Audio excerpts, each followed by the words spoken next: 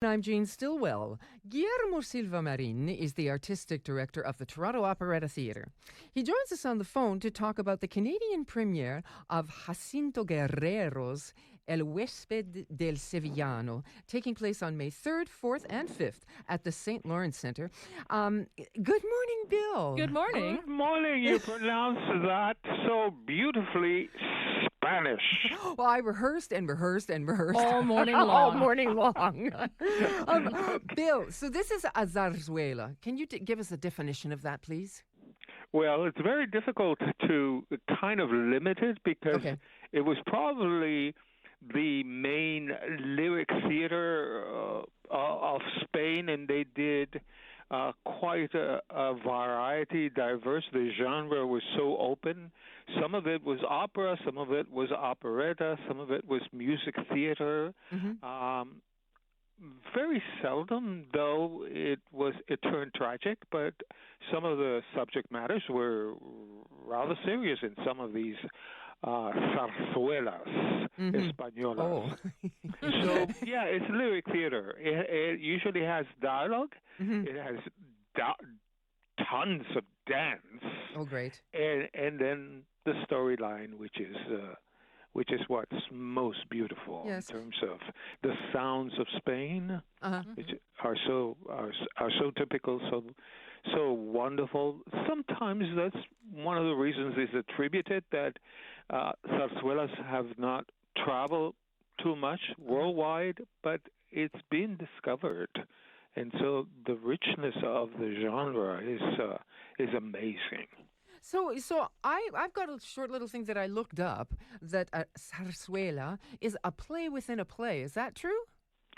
This particular one is. Okay. El Huésped del Sevillano is a story being developed by the big guy, Mr. Miguel de Cervantes Saavedra, Mr. Man of La Mancha. And so he's a character that's observing what's going on at the inn, and he's writing a novel, a comedy, which it is true to life. It's called The Dishwasher.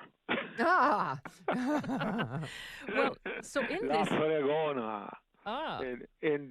So what's happening in the story that's going on at the inn is one, and what's going on with Cervantes observing what's going on and then trying to write about it in Toledo, in the city of Toledo. It all happens there.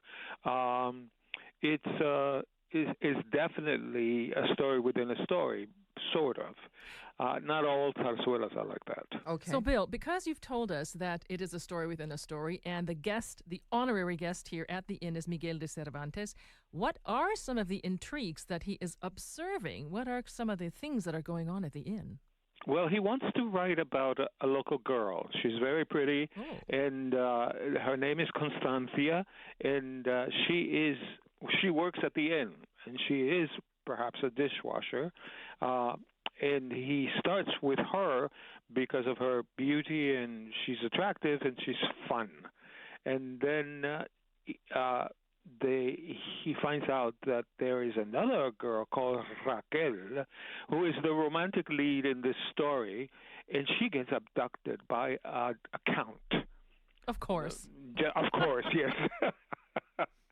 And so Almaviva appears. His name is Don Diego, and he's madly in love with this young woman, very pretty, but she doesn't want him, and so he abducts her and puts her at the inn momentarily to take her away, and that is the center aspect of the story, the intrigue that's going on,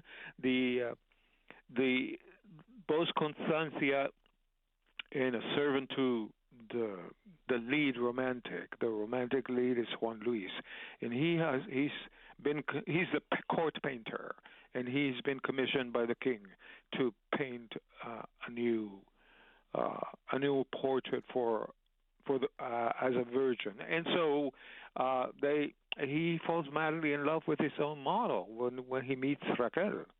And so he's going to defend and save the day by getting Mr. Don Diego in trouble with the king. Let's talk about Kate Carver for a second. She's conducting. Kate is she did our zarzuela last year. Okay. La Verbena de la Paloma. She's phenomenal up and coming conductor, and she's of course a vocal coach and works at the University of Toronto and out there in Weston, and so she's going places as a conductor, and I love the way she works. And she's reduced the orchestration because of course we're going to have the orchestra on stage as part of the action. Okay. So it's all quite lovely. She's having a great time with the piece. She's not fluent in Spanish, but she's catching up. Wow, I bet. As is the entire cast. There's 3 members of the cast that are fluent in Spanish. Oh, the rest that's are fantastic. all dealing with Spanish for the first time, and they are zarzuelaing with great abandon. And I bet they got a lot of coaches around that Spanish. Yes, indeed. Oh, well, okay. it's... I was just going to ask you very briefly, and I know this is difficult because you've got 5 phenomenal singers here, but Tonatiuh Abrego, he's the person to concentrate on for the second?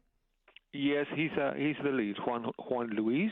He is of Salvadorian background. His parents are from Salvador. He is a very handsome fellow and going places. It's a fabulous voice for a tenor.